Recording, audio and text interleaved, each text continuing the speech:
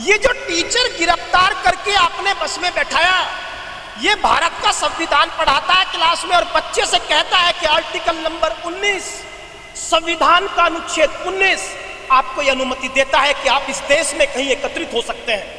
आपने संविधान 19 को, संविधान के आर्टिकल 19 को वहां पर खत्म करके टीचर को घसीट करके बस में डाल दिया। कल ये टीचर क्लास में कैसे कहेगा कि आर्टिकल नंबर 19 और इस देश में संविधान लागू है? कैसे यह टीचर संविधान पढ़ाएगा?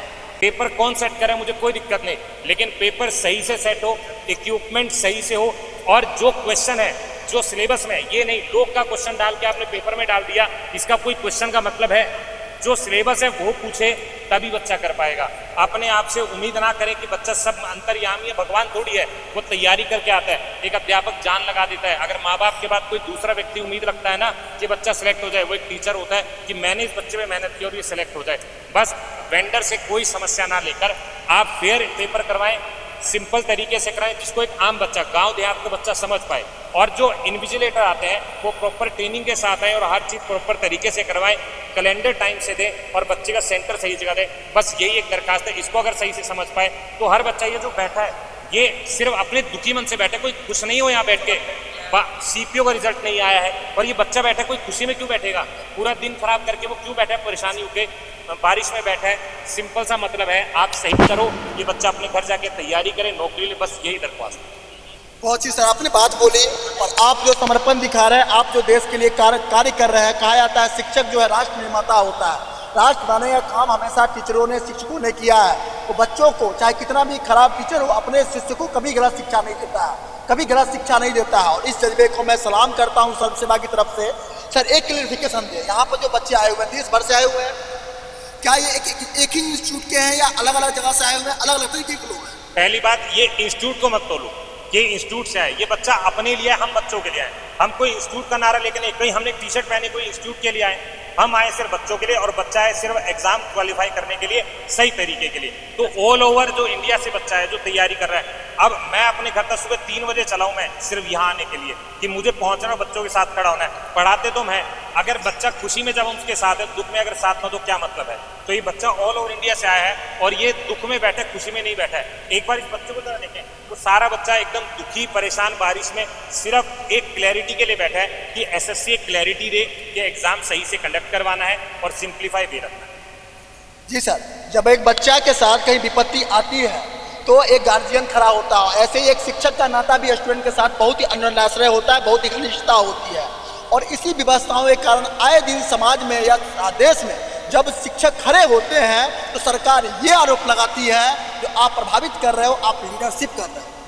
यहाँ पे कोई बच्चा ना तो प्रशासन के खिलाफ आया, ये प्रशासन में आना चाहता है। ये जितने लोग खड़े हैं ये तैयारी करने वाले ही हैं, अपनी मर्जी से आए। और किसी बच्चे को अगर आप देखोगे ना तो ना वो प्रोटेस्ट करने के लिए आए। अभी थोड़ी देर पहले सारे शिक्षकों को ऐसे बस में डाला है जैसे कोई चोर डकैत हो, हाथ पकड़ के फीमेल लेडीज को डाला गया, ठीक है।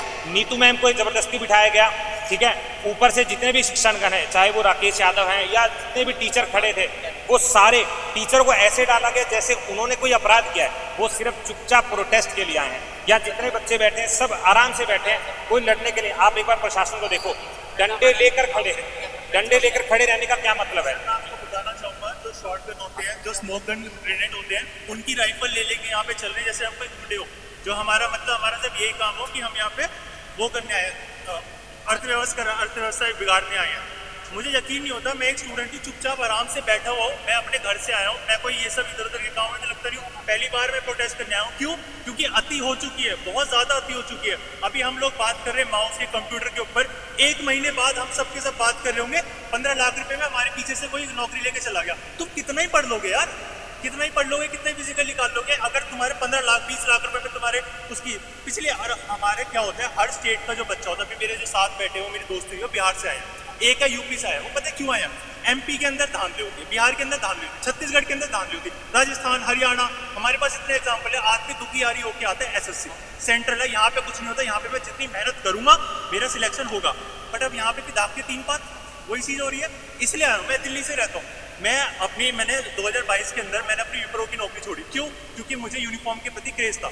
हमारे गुर्जर समाज में यूनिफॉर्म के प्रति क्रेज होता है। आज यहाँ पे सिर्फ एक ही, आपने बोला ना जात का, कि मतलब आप कौन से इंस्टीट्यूट से हो, यहाँ पे सिर्फ एक ही जात है। मेरा ये क्वेश्चन नहीं था, मैं समाज सरकार की तरफ से क्वेश्चन किया हूँ, मैं जानता हूँ। तो यहाँ पे सिर्फ एक ही जात है, स्टूडेंट जात। भाई हमें, तुम यार देख क्या रहे हो, प्राइवेट सेक्टर में तुमने नौकरी छोड़ी नहीं, ठीक है, और गवर्नमेंट में जो करना है, यहाँ पे गवर्नमेंट के बंदे खड़े कर दो। हमें बस यूनिफॉर्म ही तो चाहिए थी, हमें भी तो सर्व भी करना था, उसके लिए हम मेहनत भी कर रहे हैं, फॉर्म भी भरते हैं। मैंने अपनी यंग से, मैं भी इसके 26 का हो गया हूँ, ठीक है, 24 में मैंने स्टार्ट किया था।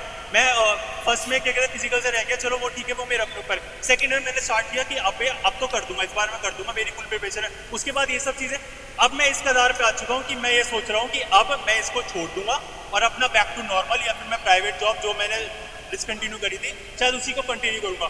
वहाँ पे मुझे स्ट्रगल होगा। 2 साल आप कहाँ थे? ये जो मैंने पढ़ाई करी है, इस सब का वहाँ पे इतनी वैल्यू नहीं करी जाएगी इस चीज़ की। इस चीज़ के लिए लड़ रहे हैं। मैंने अपनी लाइफ के 2 साल इन्वेस्ट करे हैं, अपनी यंग वाली लाइफ है उसके 2 साल इन्वेस्ट करे हैं, और उसके बाद भी मुझे अगर हाथ में कुछ ना मिले, जो सीनियर्स है वो वहीं के वहीं अंदर बैठे हुए हैं, ये जो स्टाफ है ये भी अपनी नौकरी कर रहा है, ये आके धमकी देने लगे। मुझे तो इतना गुस्सा आ रहा था कि यार तुम भी तो मेरी एज पे थे ना, तुमने भी तो इसी एग्जाम से फॉर्म भरा था, यही सब स्ट्रगल किए थे, और उसके बाद आज हमारे सामने राइफल लेके खड़े हो रहे हैं। वो एक आते हैं 3 स्टार, मुझे नहीं पता उनकी क्या वो मतलब क्या कोई डेजिग्नेशन थी, 3 स्टार आते हैं ऐसे धमकाते, चलो भाई लिख लो यहाँ से। यार हद होती है, हम भी यहाँ पेपर देने आए थे, तुम्हारे यहाँ ये सब नहीं करने आए थे। मैं तो पहली बार यहाँ पे आ रहा हूँ, और उसके बाद ऐसे डराया जा रहा है। यहाँ आप खुद देखिए, आपने कैमरेमैन को आपने दिखाए होंगे, पोज खड़ी कर रखी है, यहाँ पे वाटर गन और क्या कहते हैं स्मोक ग्रेनेड, ये सब लेके खड़े हो। कोई नहीं, आप डरिए नहीं, मैं आपको बता रहा हूँ, डंके की चोट पर लाइव भी है, लाइव है ना, आप लाइव है, मैं बता रहा हूँ। ये शॉर्ट गन लेके खड़े हो चाहे टैंक लेके खड़े हो, आप लोग गलत नहीं करेंगे। अगर ये शॉर्ट गन या टैंक चलाते हैं, सबसे पहले वहाँ पर सीना लगाएंगे, सबसे पहले अपना सीना लगाएंगे, ठीक है?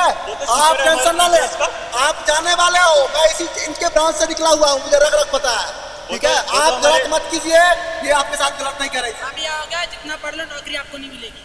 हाँ, ऐसा ही होने वाला है। मैं इसलिए तो बोल रहा हूँ कि आप कितने ही पढ़ लोगे। अगर भाई साहब मैं बताता हूँ आपको, जो 2022 से 23 का ऐसा था, उसके अंदर 20 लाख रुपए में नौकरी बिकती है, और खुलेआम बिकती है। यहाँ एक बंदे को पता है, कांस्टेबल की जो है उसका 20 लाख रुपए लगता है कम से कम। कोई बंदा अपनी दिल्ली पुलिस कांस्टेबल का 20 लाख उसका रेट है। आज अगर हमने ये सब नहीं किया ना, और अगर आज हम फेल हो गए ना, तो मैं गारंटी के साथ कह रहा हूँ, जिसकी जेब में 20 लाख रुपए है वो लाएगा। बहुत से तो मेरे जान पहचान में ऐसे अपनी देश की गाड़ी बेच के 20 लाख रुपए उनको जमा कर दिए, लग गई उनकी नौकरी। और वो रिकवर कैसे करेंगे? आप करप्शन की बात करते हैं, मैं बताता हूँ करप्शन कैसे होगा। मैंने अपनी जेब से 20 लाख रुपए लगाए, ठीक है, मेरी जेब से लगे, क्या मैं उन्हें वसूल नहीं करूंगा? और वसूल कैसे करूंगा? ये जो करप्शन ऐसी तो पैदा होता है। तो करप्शन की सबसे बड़ी जड़ी तुम लोग हो, और फिर आप हम पे आरोप लगा रहे हो। हाँ, करप्शन का सबसे देश भर का करप्शन की बात करते हैं, करप्शन भाई। वो बच्चों ने बताया, बच्चों ने आपकी संवेदना में समझ सकता हूँ, आपकी समस्याएं समझ सकता हूँ। बच्चों ने बोला बाउंसर लेके पिटवा रही है, मैं सरकार को कहना चाहूंगा बाउंसर नहीं चलेगा। डंके की चोट पे बोलता हूँ, बाउंसर को अपने घर में रखिए, बाउंसर को सही जगह लगाइए, बच्चों के लिए बाउंसर नहीं है जी। देखिए सर, कल का सवाल था छोटा, आज सवाल है बड़ा। ये जो टीचर गिरफ्तार करके आपने बस में बैठाया, ये भारत का संविधान पढ़ाता है क्लास में, और बच्चे से कहता है कि आर्टिकल नंबर 19 संविधान का अनुच्छेद 19 आपको यह अनुमति देता है कि आप इस देश में कहीं एकत्रित हो सकते हैं। आपने संविधान 19 को, संविधान के आर्टिकल 19 को वहां पर खत्म करके टीचर को घसीट करके बस में डाल दिया। कल ये टीचर क्लास में कैसे कहेगा कि आर्टिकल नंबर 19 और इस देश में संविधान लागू है? कैसे ये टीचर संविधान पढ़ाएगा? सवाल बड़ा है साहब, आपने वेंडर बदल दिया। पहले तो तुम तय कर लो तुम्हें एसएससी चलानी है कि नहीं। मैं बताता हूं सर, 10 साल का इतिहास, ट्रैक रिकॉर्ड सुनना, और आपको हैरानी होगी, आपके मीडिया पर्सन को हैरानी होगी। इनको आज तक ये नहीं पता एसएससी में करना क्या है। 2014 इनका एग्जाम पैटर्न 50 सवाल रीजनिंग, 50 सवाल मैथ, 50 सवाल जीएस, 50 सवाल इंग्लिश। इनको सपना आया सर 2015 में, इन्होंने आके कह दिया सुनो भाई एग्जाम का पैटर्न बदल रहे हैं, क्या करोगे साहब? 25 सवाल रीजनिंग, 25 मैथ, 25 जीएस, 25 इंग्लिश। ठीक है साहब। दूसरा फरमान, भाई पेपर 2 घंटे का था, पेपर कर रहे हैं 1.25 घंटे का। ठीक है साहब, अब तो नहीं बदलेगा? ना अब नहीं बदलेगा। 2016 में फिर सपना आया, बोला ऐसा कर लेते हैं, वो टाइम ज्यादा था, उसे 1.25 घंटे से घटा के 1 घंटा कर लेते हैं। चलो भाई, अब तो नहीं बदलेगा? नहीं अब नहीं बदलेगा। 2017 में फिर सपना आया, बोला ऐसा कर लेते हैं, नॉर्मलाइजेशन होगा शिफ्टों का। ठीक बात। 2018 में फिर सपना आया, बोला एक डिस्क्रिप्टिव पेपर होगा, उसमें एस्से लेटर लिखना होगा। चलो सही बात, अब तो नहीं बदलेगा? बोला ना। 2019 में फिर सपना आया, बोला ऐसा कर लेते हैं, प्री को करेंगे क्वालिफाइंग और मेंस में मैथ, इंग्लिश, रीजनिंग, जीएस चारों सब्जेक्ट आएंगे। तुम मजाक समझ रहे हो क्या? तुम्हें आज तक ये नहीं पता यूपीएससी का पैटर्न बदला नहीं बदला, पीसीएस का पैटर्न बदला नहीं बदला, सीएपीएफ का पैटर्न बदला नहीं बदला। ये ढकोसलेबाजी एसएससी में ही क्यों है? मैं क्या पढ़ाऊं बच्चे को? पैटर्न फिक्स है नहीं। आपने फिर क्या किया? आपने वेंडर बदला। अच्छा, वेंडर तो बदल दिया साहब, ठीक बदल दिया आपने। कौन बैठा है वहां वेंडर पे गार्ड करने के लिए? मेरी बूढ़ी अम्मा। हाथ में डंडा दे दिया, बोला गार्ड कर इसको। और किसको रोकेगी? वो जो 20 लाख रुपए में पेपर खरीद के आया है, उसके लिंक मजबूत ही रहे होंगे। ऐसी तो वहां सिक्योरिटी है साहब। 500 किलोमीटर दूर आपने सेंटर दिया, एसएससी चुप रही, सरकार चुप रही। 500 किलोमीटर दूर सेंटर के बाद पे नोटिस चस्पा कर दिया, यहां आज एग्जाम नहीं होगा। बच्चे ने पूछा 500 किलोमीटर आया हूं, किराया लगा के आया हूं, सपने लेके आया हूं, गरीबी ओढ़ के आया हूं, बाप का सपना लेके आया हूं। एसएससी ने कहा, वेंडर ने कहा वीडियो है, धमकाया जा रहा है, तेरे ऊपर एफआईआर कर देंगे। क्यों भाई? एक प्राइवेट आदमी एफआईआर करेगा, कानून व्यवस्था हो गया क्या? एक प्राइवेट वेंडर धमका रहा है, तुझ पे एफआईआर करेंगे। काम नहीं चला। वहां पे उन्होंने बाउंसर खड़े कर दिए और बच्चे को खून बह रहा है। प्रधानमंत्री जी परीक्षा पे चर्चा करते हैं। परीक्षा पे चर्चा तो आज हो रही थी जब आपने टीचर्स को उठा के बस में फेंक दिया। आज थी परीक्षा पे चर्चा। एक बात आपको समझनी होगी, हम लोग शिक्षक लोग हैं, सम्मान से आए हैं। ये देश का बच्चा है। आपने एक फरमान लगा दिया था कि सेना 4 साल की होगी। ये बच्चे ने आर्मी की रेस छोड़ दी, बोला जी कोई बात नहीं, 4 साल की सही, एसएससी में तो मिल जाएगी साहब नौकरी। आपने तो एसएससी में इनको पिटवाना शुरू कर दिया। एक बात आपको और मुझे समझनी होगी, ये बच्चा इस देश से प्यार करता है। और इस भाई ने कहा कि मैं तो वर्दी का सपना लेके सोता हूँ। साहब अगर ये वर्दी का सपना लेके सो रहा है तो इसका सपना तो पूरा करना पड़ेगा। और ये बात प्रधानमंत्री तक पहुंचेगी भी, क्योंकि परीक्षा पर चर्चा अगर वो करते हैं इसका मतलब छात्र को लेकर संवेदनशील है वो। लेकिन यहाँ जो आज हो रहा है वो ठीक नहीं है। बच्चे की हिम्मत टूट रही है, इसका मनोबल टूट रहा है। और साहब बच्चे का धर्म संकट समझो, वो अपने बाप को ये भी नहीं कह सकता कि पापा पेपर ना बिक जाता है, पापा पेपर ना पता ही नहीं लग रहा उसमें क्या आएगा। बाप का मनोबल टूट जाएगा, वो पढ़ाएगा ही नहीं। बच्चा किसी को नहीं कह पा रहा। किसको कह पा रहा? हमें। ये पुष्पेंद्र सर मेरे साथ खड़े हैं, केडी में मैथ्स पढ़ाते हैं, मैं भी केडी में मैथ्स पढ़ाता हूँ। बच्चा इनको मुझे बताता है कि सर पापा को तो बता नहीं पाया सर, मेरे साथ ना सर मनोबल टूट रहा है सर कैसे तैयारी करूं सर आप तो कह रहे थे वो वेंडर में मुझे रफ सीट नहीं मिली। साहब आप बैठ गए पेपर में, रफ सीट भर गई, टाइम कंप्यूटर पे आपका चल रहा है, वेंडर का तो नहीं चल रहा, रफ सीट नहीं देंगे, बताओ पेपर में कैसे होगा? ये सवाल है, ये सवाल उठेंगे, ये सरकार तक जाएंगे। ये बच्चा आज घर से आया है और हम भी तो कह रहे हैं हमें बच्चों की जरूरत नहीं है साहब, हमें आप जो हमारे साथ करना है कर लो, हमें बच्चे को सामने ही नहीं लाना है, इसे तो सरकारी नौकरी करनी है। ये भी सरकार का समर्थक, हम भी सरकार के समर्थक, पार्टी के नहीं सरकार के समर्थक। शिक्षक भी सरकार का समर्थक होता है, बच्चा किसी की सरकार हो, लेकिन इस तरह का जो आज हुआ ये ठीक नहीं है। बिल्कुल सर, आपकी जो संवेदनाएं आपने बताई दी, उसको बताई दी, इसकी जनता सुन रही थी, देख रही थी। और मैं इतना ही कहना चाहूंगा संक्षेप में, बच्चों के, देश के भविष्य के सेंटीमेंट के साथ सरकार ना खेले, देश के सोच के साथ, इस सेंटीमेंट के साथ ना खेले, तो इसका अंजाम बहुत बुरा होगा, बहुत बुरा होगा, बहुत बुरा होगा। यहाँ पर एक और सर हैं, बताइएगा सर। सर समस्याएं इतनी ज़्यादा हैं कि उनको एक्सप्लेन करना बड़ा मुश्किल है। यदि उनको एक कागज़ पे लिखा जाए ना, तो मुझे लगता है कि हमारी टीम ने इतनी समस्याएं लिखी, रात के 2 बजे हम सोए हैं सारी समस्याओं को लिखने के बाद, लगभग 3 से 4 पेज भर गए। मतलब कितनी समस्याएं, आप जान के हैरान होंगे कि पेपर जब आ रहा है उसमें 4 ऑप्शन होते हैं, एक ऑप्शन हाईलाइटेड आ रहा है। मतलब बच्चे को पहले से ही पता है कि आंसर क्या है। मतलब ऐसा कभी इतिहास में हुआ होगा कि आपके 4 ऑप्शन एग्जाम में आ रहे हैं और आपको एक ऑप्शन हाईलाइटेड दिया जा रहा है, बच्चे को पहले से ही पता है उसमें टिक करना है। मतलब ये सिस्टम के साथ केवल मजाक चल रहा है। और अभी मैं देख के आ रहा हूँ, अभी हम CSS केंद्रीय सचिवालय पे खड़े थे, टीचर्स को ऐसे दौड़ाया जा रहा था, डंडे लेके पुलिस वाले ऐसे भाग रहे थे। मतलब देख के भी मुझे शर्म आ रही थी, मुझे ऐसा लग रहा था मैं आखिर रह कहाँ रहा हूँ। मुझे तो एक बार को ये भी डाउट हुआ, मतलब क्या मैं भारत में रह रहा हूँ क्या? मतलब एक शिक्षक को डंडा लेके आप ऐसे दौड़ाए, बहुत सारे टीचर को घसीट के ले गए। संजीत सर की बाजू, अभी एक बच्चे ने बोला बाजू, मेरे एक शिक्षक का पैर में अंगूठा टूट गया और ऐसे भर के ले गए। मतलब ये हम पढ़े लिखे, क्या हमें खुद शर्म आती है? ये शिक्षक होता है, ऐसे पुलिस के दौड़ाए। हम क्या वहाँ पे सर आतंक मचा रहे थे? क्या हम वहाँ पे ऊधम मचा रहे थे या शोर शराबा कर रहे थे? अपने हक की लड़ाई तो लड़ रहे थे अपने बच्चों। सर मैथ का सिलेबस में मैथ पढ़ा रहा हूँ पिछले 10 सालों से, मुझे ये नहीं पता मैथ में क्या आएगा। लॉगरिथम का क्वेश्चन सर कब लॉग पढ़ाया था हमने?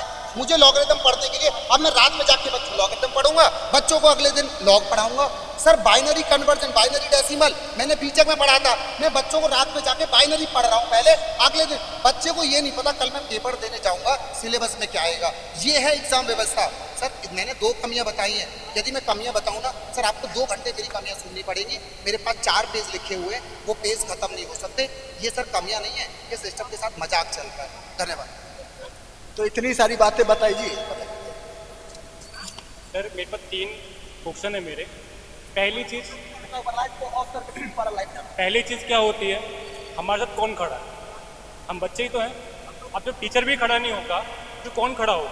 और जब टीचर खड़ा होता है तो उसको बोला जाता है कि आप खड़े मत होइए, उनको मारा जाता है, पीटा जाता है। दूसरी चीज़ ये है, जिस बच्चे का लास्ट अटैम्प्ट है सीखने, वो क्या करेगा? वो पिछली भर्ती जो हो रखी है, पहला उसका जून में पेपर हुआ, प्री हुआ, फिर अक्टूबर में फिजिकल हुआ, फिर 8 मार्च को उसका मेंस होता है, और मेंस के बाद अभी तक उस मेडिकल की डेट नहीं आई। आप देखिए जब पिछला वाला बच्चा नहीं हो पाएगा तो अगली वैकेंसी नहीं आ रही है। और जिसका लास्ट अटेम्प्ट है वो क्या करेगा? वो जनवरी में पूरी उम्र हो जाएगी, जनवरी के बाद आप निकालेंगे, उसके बाद तो बच्चा क्या करेगा? उसका वर्दी का सपना ऐसे रह जाएगा। जी सर एक चीज बताइए, बहुत सारी समस्याएं सुनाने लगे तो शाम हो जाएगा। ये बताइए आप लोग सुबह से आए हुए, कितने बजे आए हुए हैं? सर मैं 9 बजे आ गया था। 10 बजे से आए हुए हैं, और लगभग अभी जो है दिन के 3 बज गए हैं। 3 बजे तक बारिश रुक रुक करके 300 बार हो चुकी है। ठीक है, बारिश में सारी अभी प्रस्तावों का सामना कर रहे हैं। कोई समाधान मिला? कोई समाधान नहीं मिला सर, कोई आश्वासन? कोई आश्वासन नहीं मिला, कुछ भी नहीं मिला है सर। लोग उल्टा धमकी और मिली है। देखिए आर्टिकल 19 क्या बोलता है कि आप असेंबली में बैठ सकते हैं बिना हथियार के। क्या बच्चों के पास क्या छतरी कलम है? इसके बाद क्या है? कुछ भी नहीं है हमारे पास। आंसू गैस के गोले रखे हुए हैं, इन्होंने हथियार रखे हुए हैं, ऐसे चिट्ठी मंगा रखी है इतनी ज्यादा कि लोगों को ले जाएंगे यहाँ से उठा के। ये क्या है? ये क्या चीज?